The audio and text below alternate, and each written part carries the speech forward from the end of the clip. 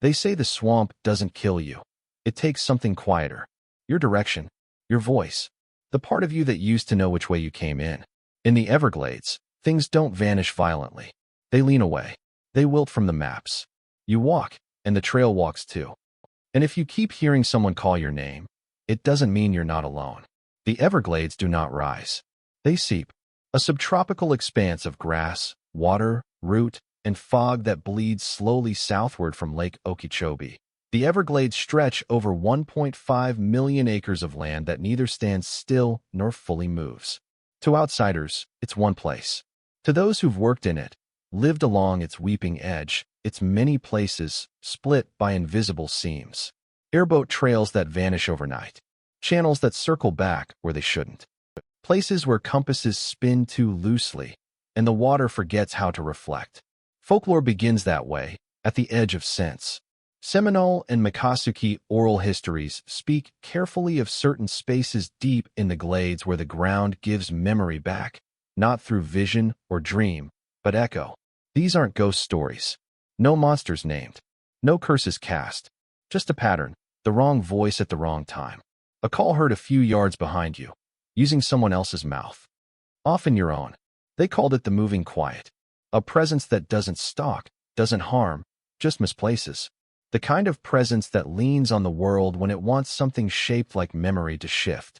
It starts with a voice, then a trail that should have come back by now, then a tree leaning sideways, though no winds passed in hours. It never happens all at once. Like the waterline, it creeps. In ranger reports from the 1950s, there's mention of hikers found multiple miles off marked trail without shoes. Not dehydrated, not panicked, just confused. A few spoke of being led by a call that wasn't quite a voice. One man simply said, "Something kept saying my name like it missed me. I thought it was my brother until I remembered my brother's been dead since Korea." His story was dismissed. But the search logs remember the shape of it. In the 1970s, a string of disappearances brought new attention to the deeper eastern reaches of the Glades, near a marsh known as Owl Run. A child, a pair of botanists, and a retired soldier all vanished in slightly overlapping areas. Trails diverged. Evidence slim. Most cases unsolved. But patterns lingered. 3 warnings always came first. A voice from the wrong direction. Still water that gives no reflection. Cypress trees leaning without wind. People began calling these the leaning signs. Not superstition, just terms. Spoken quietly by experienced guides, reservists, trail hands. The ones who smile too tightly when asked about off-map exploring. "You'll know it's close," said one man, "when you stop hearing frogs and start hearing your own footsteps wrong, like they drop behind you after you stop." But maybe the most carefully told story, buried in university archives, wrapped in handwritten note cards and audio spools, begins in 1978, when a graduate student vanished off-trail near the Turner River Slough. Her name was Elise Ramsey, 27 years old. Researching boundary psychology and transitional folklore. Strong swimmer. Traveled solo. Known for her calm demeanor and obsessive precision in field recording. Elise didn't go looking for trouble, and she didn't claim to believe the stranger parts of Everglades lore. But after her disappearance, weeks of recorded material surfaced that no one could explain. Tape recorders filled with her own voice. Some clearly her, reading notes, walking trails. Others fractured, repeated. Voice patterns reversed, or laced with breath sounds when no one was speaking. One reel carried only the sound of her name, spoken once every 3 minutes, layered over dripping water and swamp bird calls. It went on for an hour and 17 minutes. Elise had begun chasing what she called the voice-shaped trail, a theory built on oral tradition, grief resonance, and spatial disorientation. But it wasn't just her theory. Her advisor, another field folklorist named Dr. Alvin Grant, had disappeared from the same region 9 years earlier. His last postcard read only, "The trail's opening again. Going back." When Elise received a package in the mail with his name on it, containing one of his old field tapes and a map marked in grease pencil, she considered it an accident, until the reel began playing a voice that sounded like his. And then, once, briefly, her own. She had never spoken into it. The voice said, "You brought nothing. You should not walk here with both feet." By November 1978, Elise packed a rucksack and traveled south. She checked in at the ranger station. She marked her route carefully, left logs, stayed within permitted areas. At first, she brought notebooks, wax pencils, a reel-to-reel, and a compass. She left the trail 4 days later. When she was first reported missing, the search effort was modest.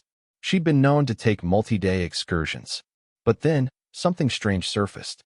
Rescue teams found fragments of her field notes hanging in trees, wrapped in cotton cloth, tied high, like offerings. No water damage. No sign of fear in the writing. Her last 2 pages didn't read like notes at all. The voice changes when I don't speak for hours. It doesn't need permission anymore. Water turned black today, but didn't deepen. The cypress leaned today, toward me. She wrote her name in the margin 13 times. And then, if it came for Dr. Grant, then it remembers him too. No body was found. But the stories didn't stop. Because long after her disappearance, field workers, campers, and rangers continued to report something strange in the Turner Basin. A voice. Not crying. Not shouting. Just a soft voice calling the same name again and again. Dr. Grant. And then, after a pause, I think I followed wrong. It always came in threes. And then the swamp fell silent. Elise came to the glades with questions built from folklore. But the Everglades don't answer. They respond. And response, in this place, means remembering what walked in and didn't leave quite the same. Elise Ramsey believed every story, no matter how strange, was shaped by something real. Not always fact, but something. A trauma half-remembered. A pattern learned beneath reason. Belief built like scaffolding over silence. She came to folklore through psychology. Not to study tales, but the spaces between them. Liminality, she called it. The state between here and there. Forest crossings. Riverbanks. Out-of-season thresholds. Where logic thins and memory sees something just outside its frame. Her master's thesis was titled Absence as Architecture. Most of it was theoretical until she received the field tapes. It had been 9 years since Dr. Alvin Grant, her mentor and former supervisor, went missing in the southern Everglades. Late April, the dry season. He left a ranger outpost alone, reportedly following up on oral histories he'd collected from Miccosukee elders over 2 summers. He took 1 bag, 1 notebook, and a tape recorder. Told no one how long he'd be gone. 11 days later, a swamp guide named Pharaoh spotted something unnatural. A carefully tied pair of boots hanging shoulder-high in a mangrove gap. Besides the boots, they found nothing. No equipment, no tracks, no evidence of distress. The official report read, presumed drowned. But the water there was shallow. Too shallow to drown a grown man on stable footing. Elise was 19 when he vanished. She cried behind the auditorium stairwell during the memorial. Not because she believed he was truly dead, but because she knew he had trusted her once, and hadn't told her he was leaving. In her journal, she wrote, "If a voice is lost in water, does it stop sounding, or does it just belong to something else now?" She never forgot that line. The package arrived in September 1978. No return address, just her name in black pen, and a return label from a closed university campus storage unit. Inside, a small brown box containing a personal note she recognized from Grant's desk. Return to E. Ramsey, if unresolved. 1 250-foot reel of field recording tape. A folded map annotated in smudged red pencil. And a smell, humid plastic and salt-stained leather. Familiar and awful. The tape was labeled, Turner Run, Reel C, 3/67, reused. The question mark was not hers.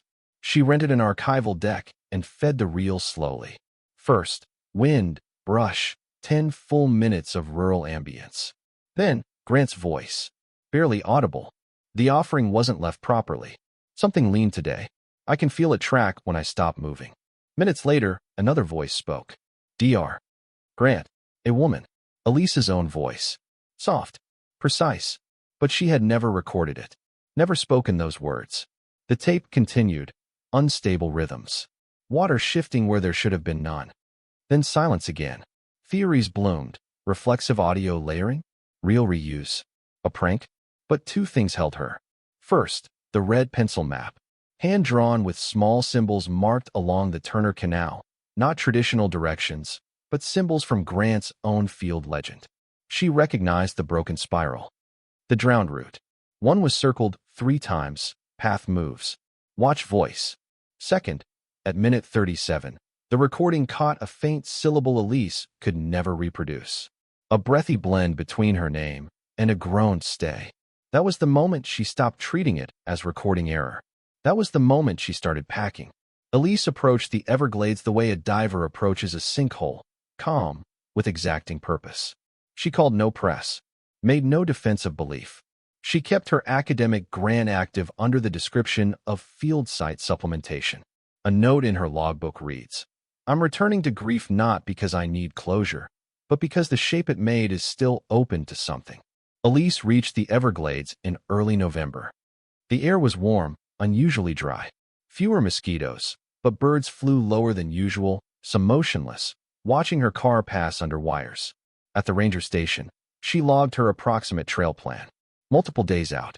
She left contact info, carried maps, wore neutral colors. She brought 3 field recorders, 2 notebooks, a fixed-blade knife, and a covered jar of saltwater marked control. Her journals show early entries in standard survey style. Observed vegetation. Trail quality. Environmental sound samples. Humidity logged precisely. But by the 3rd day, her language changed. Saw cypress leaning against wind direction. 2 others aligned on trail edge. Unclear if environmental or marked purposefully. Bird rhythm stopped. 10 minutes. Still water, no insect breaks. Unusual. Spiral markings in 3 tree barks. Not visible until I stopped moving. Then, this underlined twice. The trail moved after I turned around. Shoes wet, though path was dry this morning. Still, she kept going. The name, Dr. Grant, begins appearing in her observations more frequently. Not just in memory, but directly. Heard Grant's voice outside camp while reviewing tape. Replayed. No entry found. Wind was still. Unsure.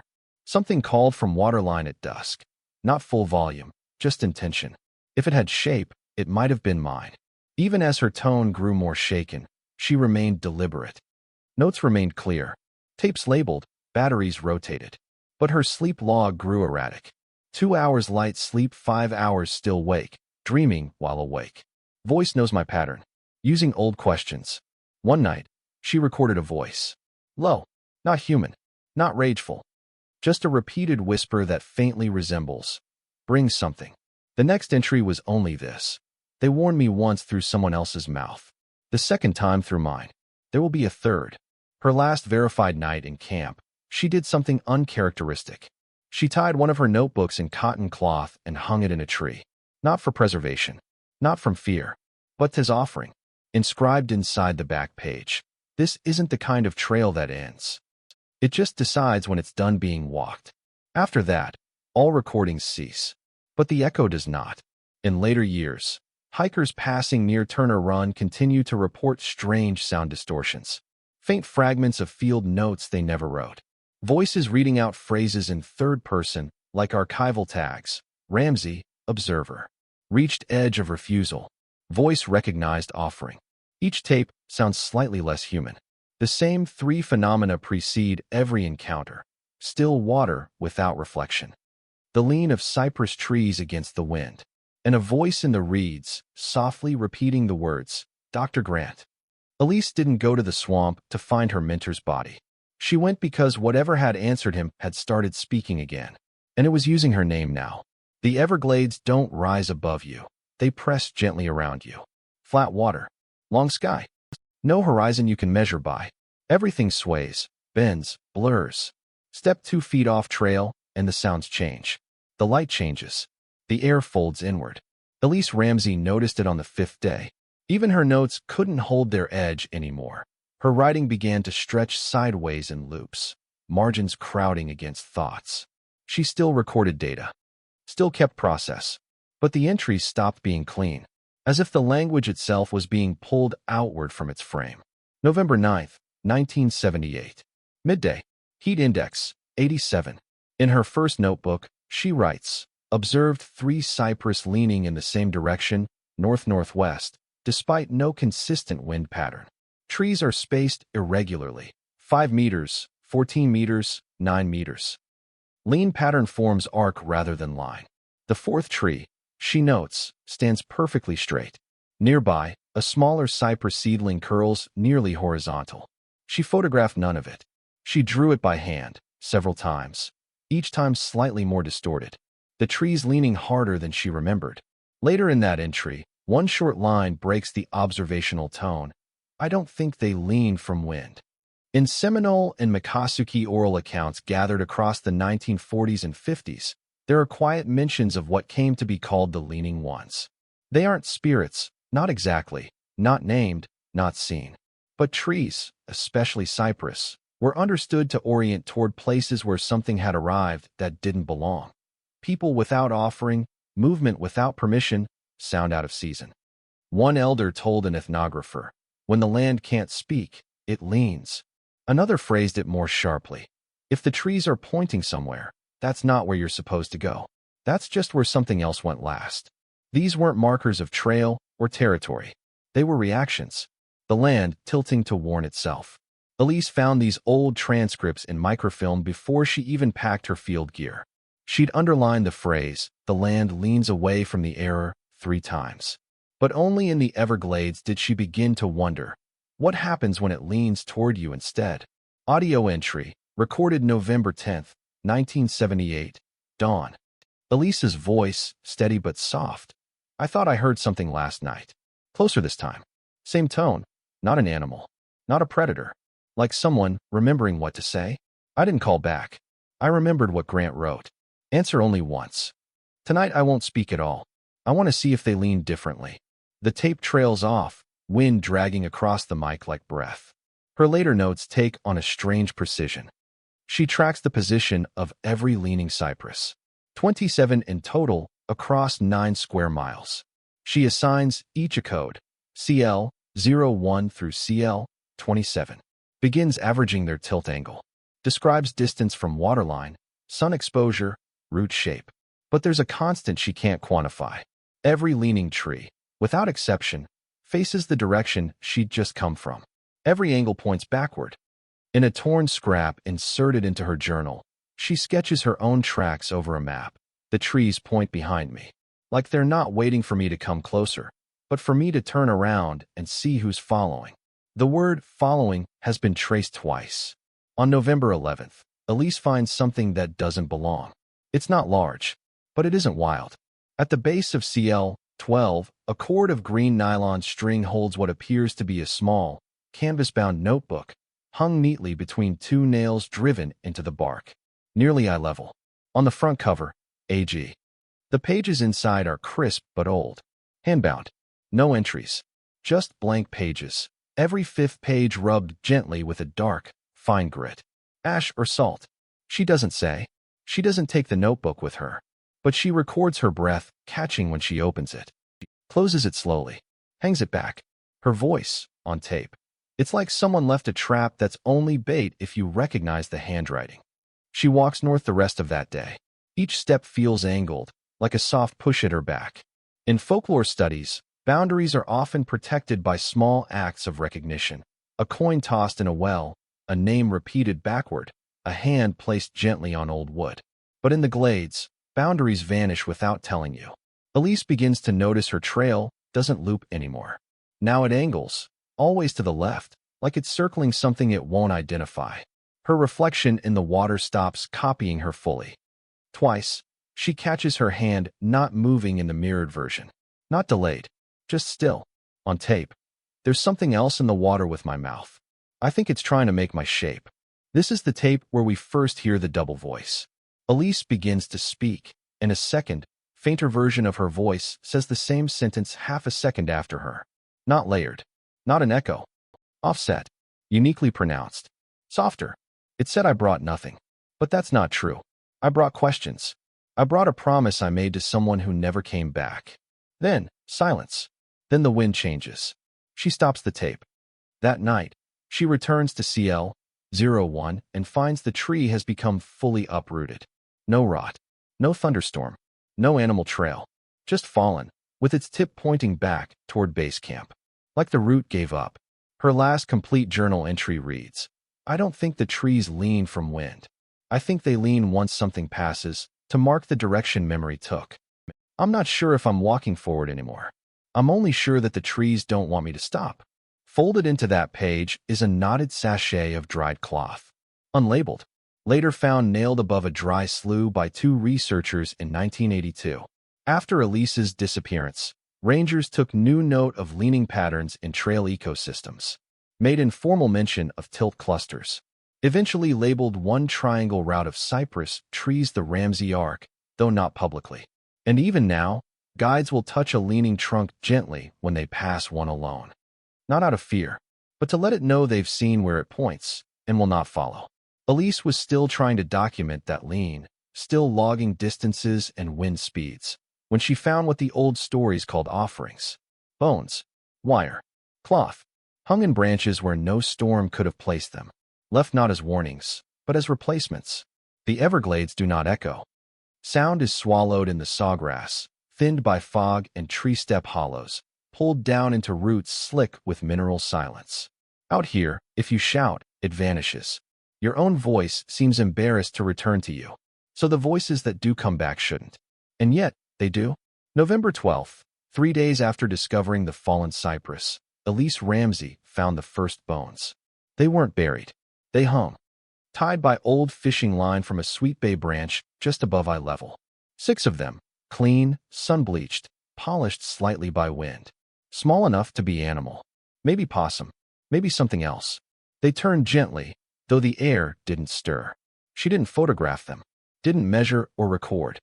She only stood beneath them for 54 seconds, according to her tape, a long, wheezing ambient reel labeled simply, hanging/first set/silence/6b/insway. Some scholars believe Elise was using a field code she developed privately, part compass notation, part mnemonic. The label was found copied again later, in her handwriting, inside a notebook left stashed in the roots of a fallen gumbalimbo tree, a mile west of Turner Bluff. Same handwriting, but in the margins, a long line was scratched out, along with a phrase, too clean for wild kill, too personal for ritual, placement equals purposeful, audience equals specific. Then this. Who were they left for? By dusk that day, she had found a second tree. This time the bones were smaller, more precise, no longer animal. Phalanges, possibly human, arranged in a pattern Elise traced but did not describe, only sketched. 5 bones forming an open loop, broken at one side, a loose strand of cloth hanging from the end, caught once on a branch, as if unfinished. The bone at the center had a shallow groove carved along the middle. Decorative? Symbolic? Elise didn't label it. She recorded it carefully, though. On the tape, she doesn't breathe for the first minute. At minute 2, she speaks. They weren't placed like a message. They were placed like a trade. I think someone gave these to settle something. Then, for the first time in her 2-week journey, I'm not documenting anymore. I'm watching. To anthropologists, an offering is typically defined through context, religious, spiritual, communal. A gesture made toward a higher presence or force, something hoping to be seen by what is invisible. But Elise seemed to understand something more immediate. These weren't offerings for what wasn't there. They were for what still was. Elise's notes take a turn here. Abandoning data collection. She stops logging weather. No more diagrams. No elevation changes or exact times of day. Only fragments. Saw reflection that wasn't reflection. Heard my shoes continue walking after I stopped. Bones never appear on the same kind of tree twice. The water won't remember me. But something under it does. She no longer circles back to previous sites. Her paths form oblique angles now, designed not to return. In a margin, she draws 3 maps. Each one is a spiral, but none have centers. All lines broken once at the same point. Elsewhere in the notebook, I don't think I'm being hunted.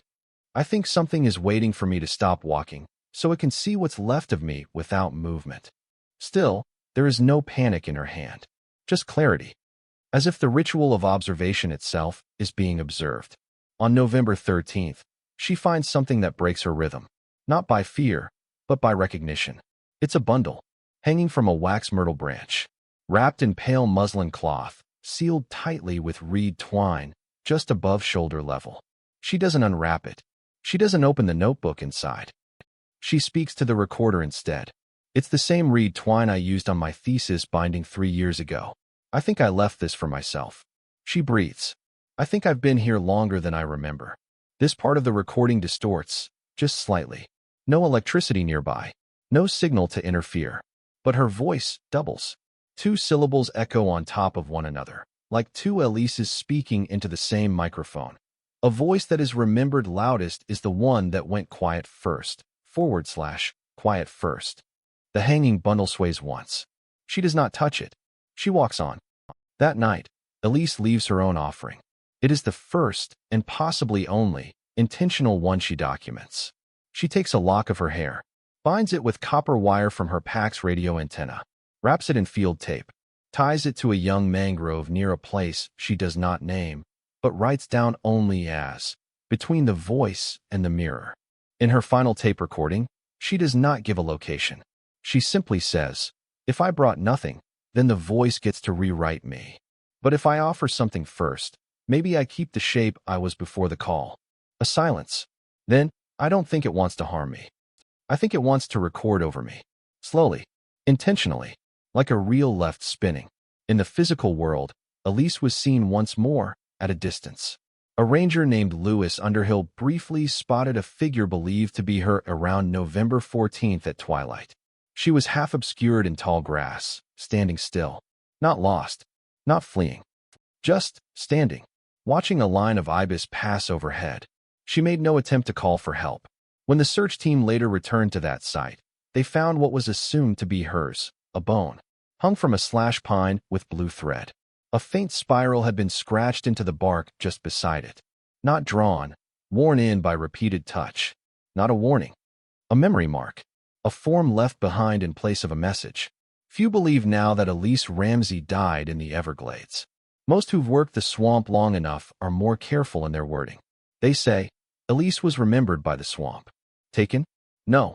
Rewritten. Offered, perhaps, by herself. As a trade. She began this journey with questions.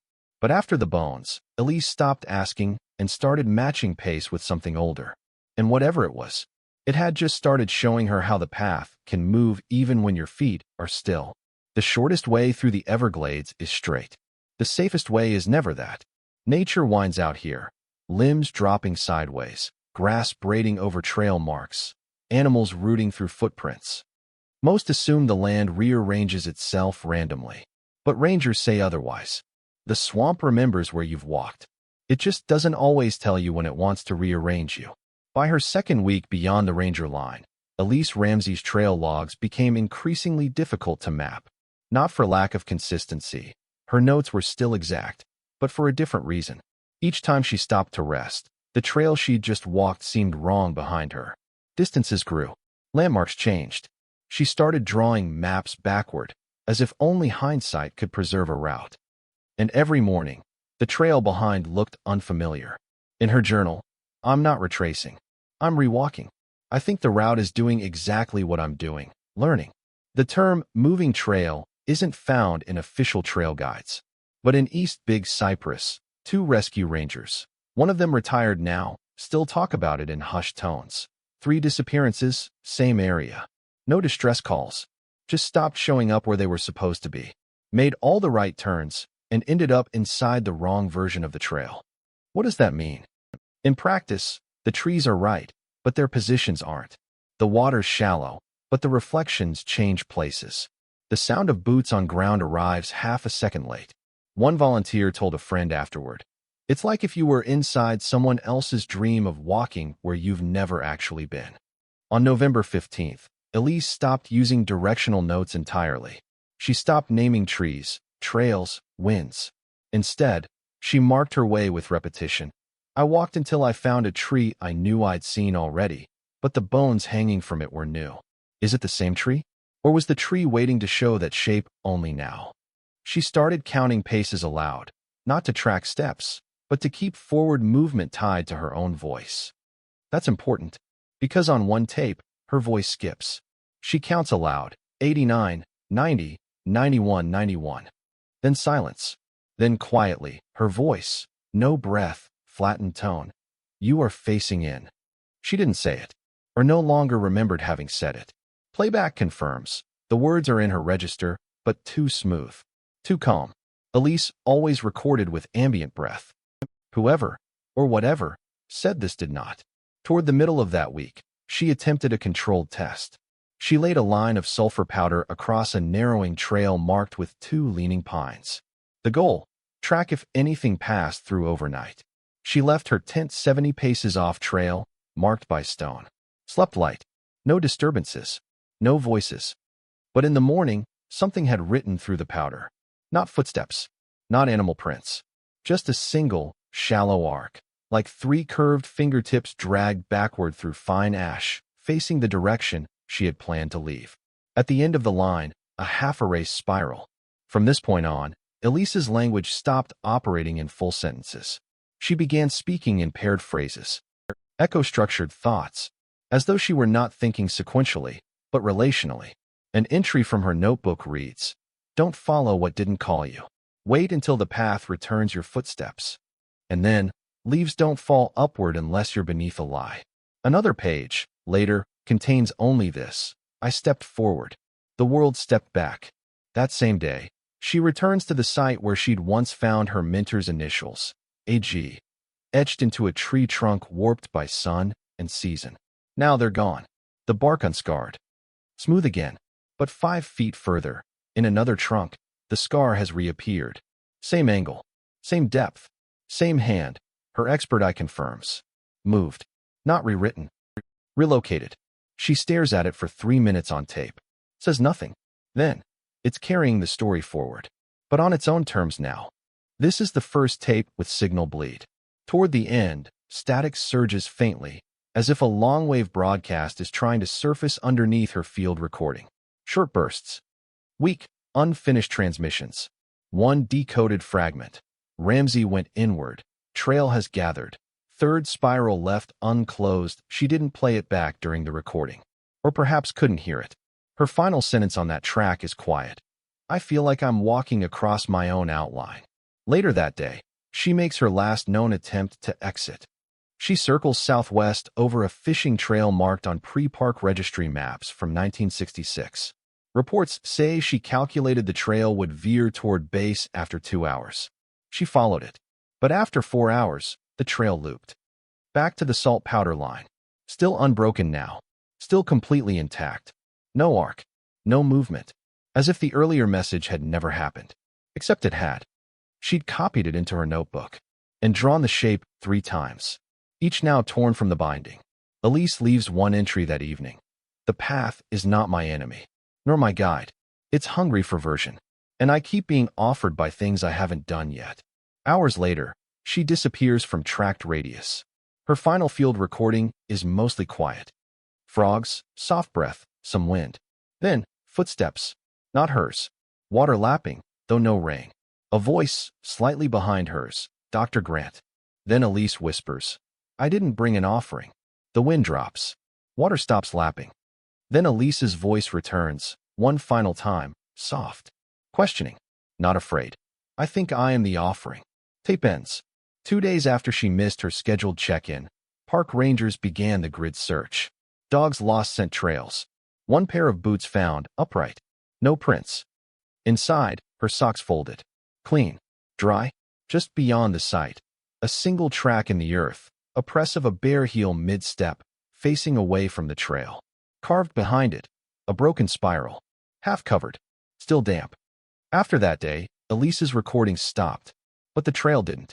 It kept showing up on other people's devices. Clips. Echoes. Voice fragments on tapes she never touched. Her absence became sound. Brushing into other people's lives. Even on trails where she had never walked. Elise Ramsey was declared missing on November 17, 1978. Her name joined a quiet list. 2 botanists from Clearwater in 62. A ranger in 71. A boy who wandered from his father's canoe in dry season, never found. All gone within a 7-mile radius between Owl Run and Turner Slough. No violations. No distress signals. No remains. Their only common thread: they entered on foot, and nothing came back with them. Not even their echoes. Until Elise. Hers came back without her. The first reports were dismissed: a tape jam, a low battery, a field mic corroded by salt. But soon, the pattern emerged. Campers began finding their own voices looped strangely on playback. Field researchers heard rustling in the reeds, only for it to appear hours later on their tape reels, accompanied by words they hadn't spoken. Audio engineers at the University of Florida dubbed it delayed overlay distortion. But one student, reviewing the raw field logs of these events, said simply, "It's not a malfunction. It's memory." In early 1979, a survey team from Gainesville entered the Turner Slough corridor to update floodplain documentation. They made camp on a shelf of high water ground. 2 nights in, someone left an ambient recorder running during sleep to capture frog calls. The next morning, they played it back. The frogs stopped at 1:22 a.m. The precise minute barometric pressure dipped below standard. Then, a voice, Dr. Grant, whispered, low, almost too clear. Paper shuffle. Long breath. Then Elise's voice, "I shouldn't have answered twice." Everyone in the camp denied speaking. The recorder was protected in foam casing, sealed. Logs confirmed it had not been opened until playback. That tape is now stored in a private archive. It has never been digitized. A pattern began. 3 kinds of echoes surfaced in unrelated audio: fragmented speech, half-sentences repeated without source, always in Elise's voice. Auditory footprints, boot falls and brush movement layered over silence, often aligning with the movement of the living recorder. Reverse breath, a repeated intake of air at random intervals with no associated movement. And always, these manifestations were tied to people who had read about Elise, recorded near where she vanished, or carried her name with them in retelling. Folklorists call this residual patterning. The swamp has another word: recollection. Not from the human side. From the lands. June 1979. A voluntary patrol reported following a GPS route back to base, only to find they'd looped 3 times through the same 4 hulking cypress trees. They played a recording to analyze background noise. Faintly, hidden within crossword static and wind curls, you stepped inside the second spiral. Elise's voice, clear. No one on the team knew what that even meant. It didn't match any field notes. Until a student assistant rediscovered a journal page in Elise's recovered pouch. Torn and stained. A sketch of 3 spiraled symbols on a ridge line. The second was drawn open-ended, with the note, "Entry is mimicry." Effect began to intensify. Stories came in from places Elise had never visited: Panther Beach, inland mangrove channels beyond the marked sloughs. Park staff began finding notebooks never brought into the field, written in Elise's hand. Always incomplete. A page torn. A phrase scratched in charcoal. None had her fingerprints, but all carried her name. This is how folklore modernizes. It doesn't change form. It expands application. Elise's story began returning as a shape. Sometimes a phrase spoken by others in their sleep. I walked ahead but left my name behind. Sometimes an accident. A ranger's path drifting inches each day from GPS correctives, only to return after a third loop, with a stone spiral pressed softly into the mud ahead of them. Once, a group of 3 hikers. Each recorded Elise's voice reading from one of her field notes at synchronously different times, spread across a 2-mile stretch. All aligned at playback. This became known, unofficially, as Echo Trail. It does not appear on maps. But privately, dispatchers in Everglades National Park warn new rangers with certain inherited advice. If your reflection doesn't blink with you, go home. If you hear your name a second time, don't reply. If your compass corrects too many times, and you're not the one holding it, stay still until morning. And perhaps most importantly, if you hear Elise Ramsey's voice where she should not be, don't ask how. Ask why you can hear it. July 1980. A visiting doctoral student uncovers a misfiled reel at the UF Folklore Archive. No label. Just a date. March 18, 1967. The reel begins with Dr. Grant discussing transitional space theory, paths that exist not as destinations, but as agreements between where and who. Then, abruptly, his voice stops. 3 clicks. Long, mechanical silence. And then Elise's voice, recorded before she was ever in the field. Trail came back. But I didn't. The tape ends 2 minutes later with the sound of a pencil scratching over hard material. Not paper, wood, or bark. Researchers would later find Elise's handwriting etched into a plank wall at a research cabin she never visited. We carried our names like they were ours to keep. Years on, Echo Trail persists. A ranger with no knowledge of Elise's story once described hearing a woman calling out not for help, but for instruction. As he described it, she didn't need rescue. She needed reminding, like she kept walking through a version of herself that had forgotten what it was. That line has now appeared in print 4 times, written by different people across 3 decades. Word for word. No coordination, only repetition. You don't find Echo Trail. It finds you if you bring the story with you. In folklore, this is known as carried memory, when belief adheres to the body and your presence becomes permission to be observed. The question then is never what's watching, but rather, what shape of me is being remembered? Some say Elise is still there, not in body, but as invitation. An open loop walking gently alongside anyone with enough silence in them to hear her voice folded softly into the sawgrass air. Not guiding, not warning, just checking to see if you brought anything with you when you came. 2 years later, long after Elise disappeared and her name faded from the news, a student intern opened a drawer marked field tapes, misfiled. Inside, a single reel, unlabeled, undated. But it didn't start with a voice. It started with cypress branches knocking 3 times, and a breath that didn't come from whoever pressed record. The reel had no label, no year, no name, just oxidized tape, warm with age, coiled stiff inside a canister marked with a faded university seal. It was found in a misfiled drawer, bottom row of the archive shelf wherein used field research was often lost for decades and quietly discarded. But this tape wouldn't be, because it began breathing. The intern who discovered it thought it was broken. She played it twice. Static, blank hiss, light tape warble. Then, just before minute 5, 3 knocks, paced like a metronome. Hard, wooded, precise. Then silence. Then breath. Not panicked, not shallow, just waiting breath. The kind someone takes when they don't want to speak until they're sure it's allowed. And finally, a voice. It wasn't Elise. Or not only her. First came Dr. Alvin Grant, long missing, presumed drowned since 1969. His voice crackles gently through the silence. Clear, formal, unhurried. If you hear a second voice call your name from water, answer once. If it calls again, stay still. If it calls a third time and sounds like you, leave the direction it's coming from. No questions.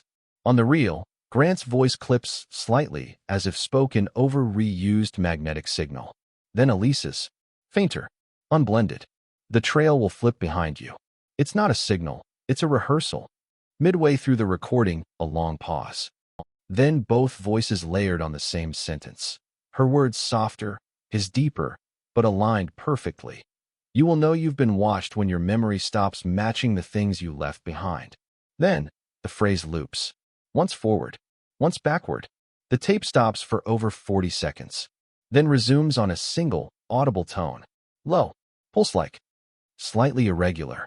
This is what audio technicians will later identify as a triple rhythm signal, a repeating beat that sonifies in threes, spaced roughly 23 seconds apart.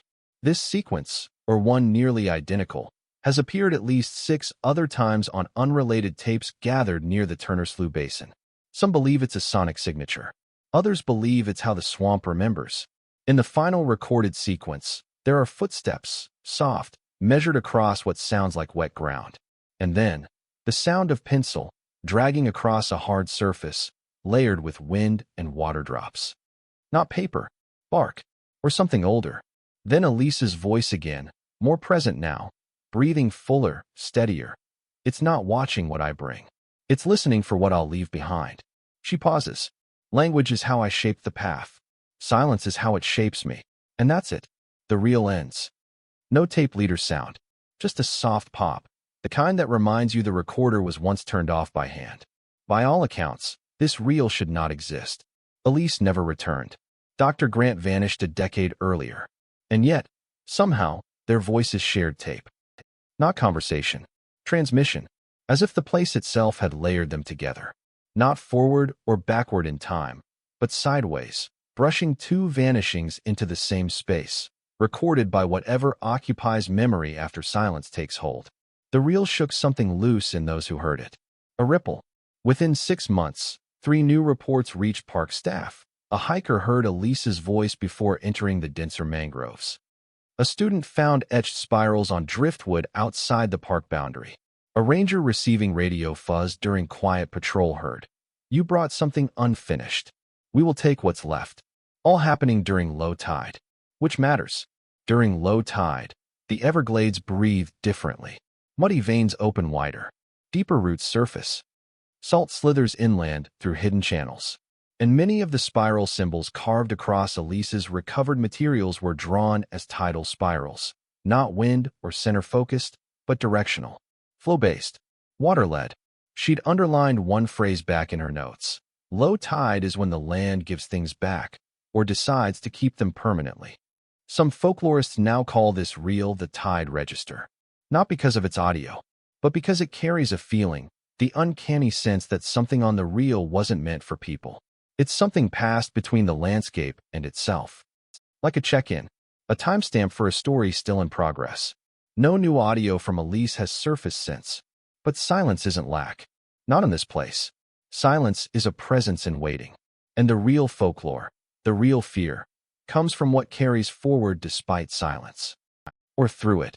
In an interpretive note filed anonymously at the back of Elise's archived journals, written in faint red graphite, a sentence appears. If you play the reel facing west, it remembers Grant. If you play it facing east, it remembers Elise. If you play it facing nowhere, it remembers you. No ranger will confirm who wrote it, but it's there, filed between water-stained notebook pages, folded at the bottom like a personal truth not meant to be said aloud, only witnessed. Artifacts behave strangely in the Everglades. Paper doesn't rot where it should. Spiral carvings close or open depending on who looks. Shoelaces retie. Footprints dry faster than time allows. But tapes, more than anything else, tell the story. Not by what they say, but when they say it again. The last person to play the tide register did so at dusk. She kept the cabin lights off. She played the reel through a hand-wound analog deck, same type Elise used in the field. Humidity high.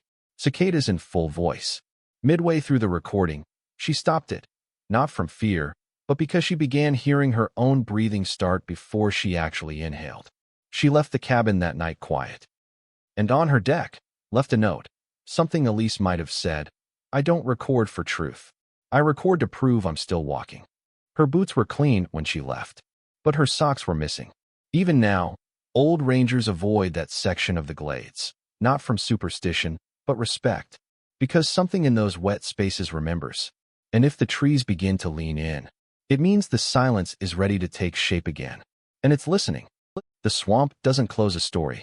It bends around it, lowers the sky just enough to quiet the breath, tilts the cypress toward the trail, not to stop you, but so the place can remember your shape as you pass. Officially, the Turner Slough Basin remains open to research, but no teams have entered the deeper section since 1984, not because they can't, but because guides stopped offering passage. There's no policy, just quiet refusals. You'll hear it in a ranger's tone when you ask, a hesitation before saying, "That area's still readjusting." If they trust you, they might say more. The trees lean too often now.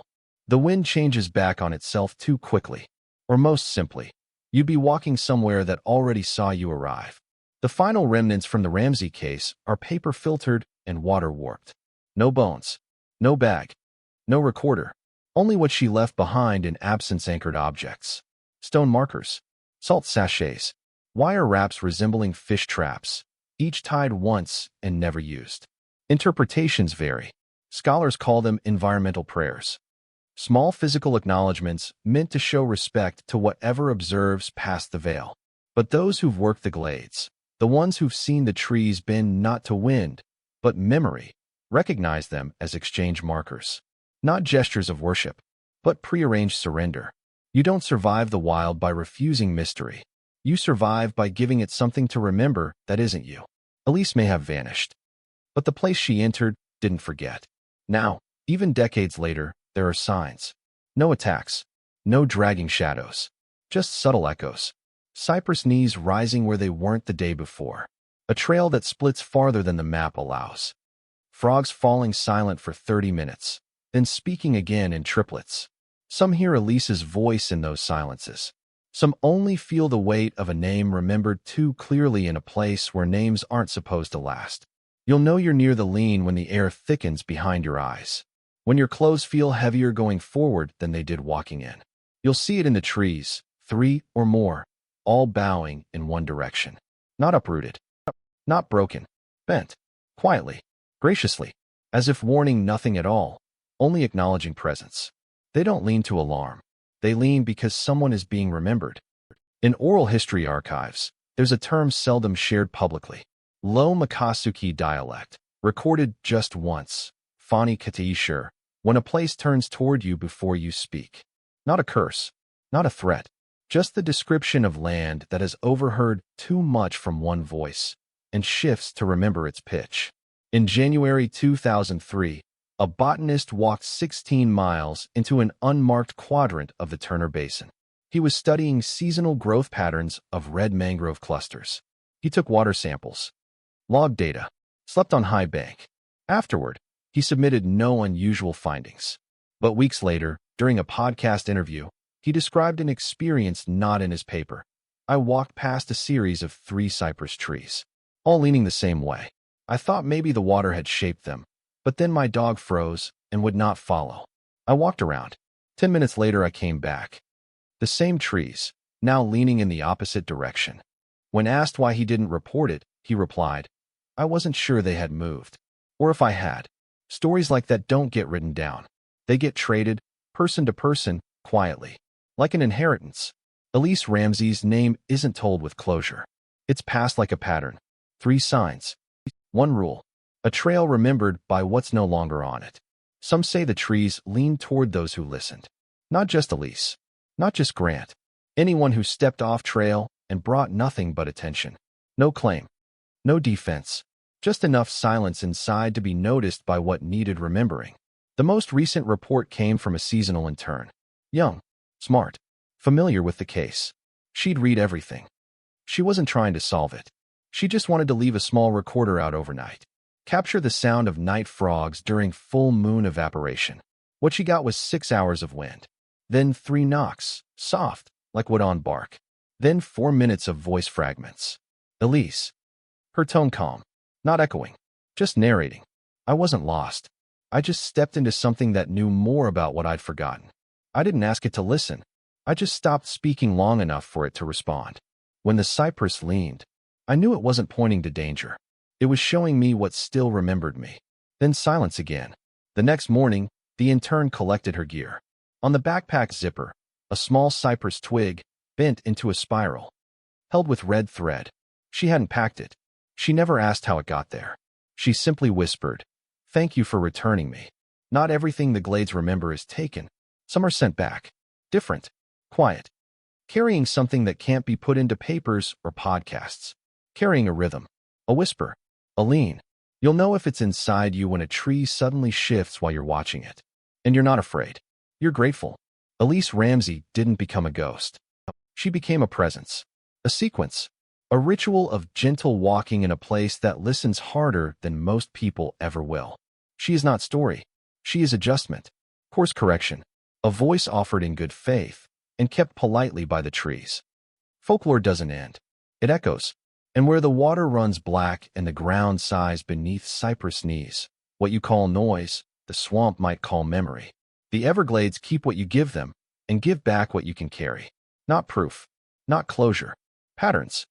Shapes that return in their own time, folded into water and grass and a quiet that feels older than weather. Ask any long-season ranger who still walks the Turner Basin at dawn, and they'll tell you.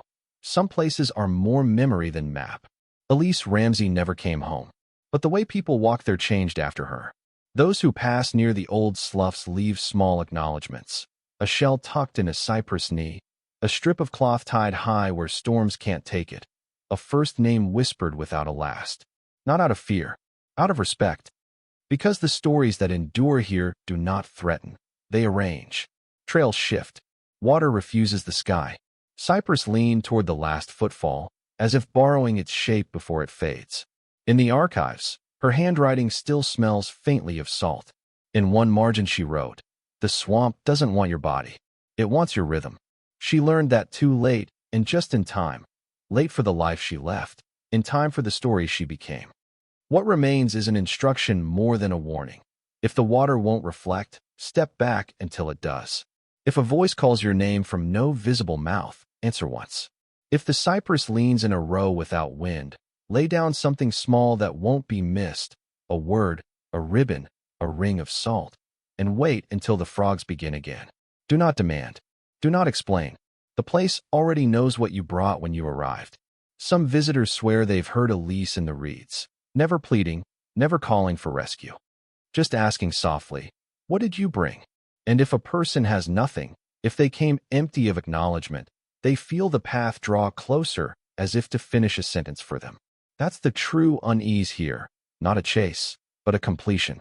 Folklore is not an answer. It's a way of walking. It's a promise we keep to those who disappeared by carrying the shape of their carefulness forward.